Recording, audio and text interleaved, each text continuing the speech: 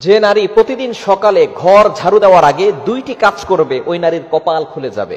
বর্তমানে আলহামদুলিল্লাহ নারীরা অনেকটা দিনের পথে চলে এসেছে, তারা এখন আলহামদুলিল্লাহ সঠিকভাবে চলার চেষ্টা করে, সঠিকভাবে চলার ট্রাই করে। আমরা বিশেষ করে সকালবেলা ঘুম থেকে ওঠার পরে ঘরটাকে ঝাড়ু দেওয়ার ট্রাই করি, ঘরটাকে ঝাড়ু দেয়। বিশেষ করে মা বোনেরা যারা আছেন ঘরটাকে পরিষ্কার পরিচ্ছন্ন রাখার জন্য ঘুম থেকে ওঠার পরে ঘর ঝাড়ু দেয়। এই ঘর ঝাড়ু দেওয়ার আগে কিছু কাজ করতে হবে। দুইটি কাজ যদি নারীরা করতে পারে ওই নারীর কপাল খুলে যাবে। এক নাম্বার হচ্ছে ফজরের সালাত আদায় করা। ফজরের 2 রাকাত ফরজ নামাজ আছে না নাই? ফজরের নামাজ কয় রাকাত? মোট হচ্ছে 4 রাকাত, 2 রাকাত সুন্নত, 2 রাকাত ফরজ। নবীজি সাল্লাল্লাহু আলাইহি সাল্লাম জানিয়ে দিয়েছেন, সহিহ মুসলিম শরীফের হাদিস, যে ব্যক্তি ফজরের 2 রাকাত ফজরের নামাজ আদায় করবে, আল্লাহ পাক রব্বুল আলামিন তাকে জিম্মায় নিয়ে নেবেন। ওই ব্যক্তিকে দুনিয়ার কোনো শত্রু কোনো ক্ষতি করতে পারবে না। আল্লাহ পাক রব্বুল আলামিন নিজে পরের দিন ফজর পর্যন্ত তাকে হেফাজত করতে থাকবে। আল্লাহ পাক রব্বুল আলামিন তার জিম্মাদার হয়ে যাবেন। আমরা অনেকে সকালবেলা ঘুম থেকে উঠেই নামাজ না পড়ে ঘর ঝাড়ু দেই। ঘর ঝাড়ু দেন, তাতে কোনো আপত্তি নাই, পরিষ্কার পরিচ্ছন্ন থাকা ভালো। আত্মহুরু শাত্রুল ইমান, পবিত্রতা হচ্ছে ইমানের অঙ্গ।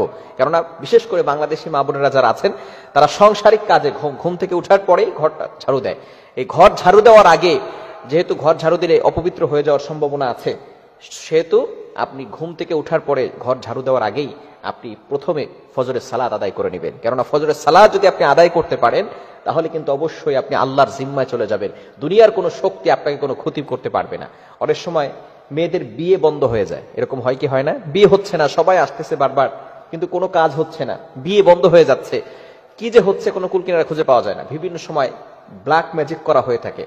যদি কোনো ব্যক্তি ফজরের নামাজ পড়ে তাহলে আল্লাহ পাক রব্বুল আলামিনের জিম্মায় সে চলে যায়। তাকে কোনো ব্যক্তি জাদুটনা করে কোনো ক্ষতি করতে পারবে, কেননা এখন আল্লাহ পাক রব্বুল আলামিন তাকে জিম্মায় নিয়ে নিয়েছে। দ্বিতীয় নাম্বার আমল হচ্ছে কোরআনের তেলাওয়াত করা। সূরা ইয়াসিনের তেলাওয়াত করতে পারেন, সূরা রহমানের তেলাওয়াত করতে পারেন। সূরা ইয়াসিনের এতটা ফজিলত রয়েছে, যে ব্যক্তি প্রতিদিন সকালবেলা ফজরের নামাজের পরে সূরা ইয়াসিনের তেলাওয়াত করবে, আল্লাহ পাক রব্বুল আলামিন তাকে সকল প্রকার অভাব এবং বিপদ থেকে হেফাজত করে দিবেন। ওই নারীর কোনো টেনশন থাকবে না যে নারী ঘরের ভিতরে কোরআন তেলাওয়াত করবে।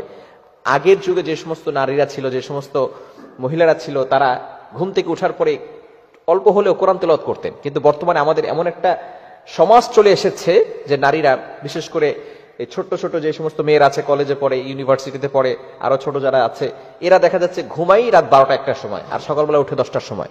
এরকম কিছু নারী আছে না নাই? খবরদার, এটা করা যাবে না। সকালবেলা ঘুম থেকে উঠার পরেই আপনি নামাজ পড়বেন, এরপরে কোরআন তেলাওয়াত করবেন। সূরা ইয়াসিনের অনেক ফজিলত রয়েছে।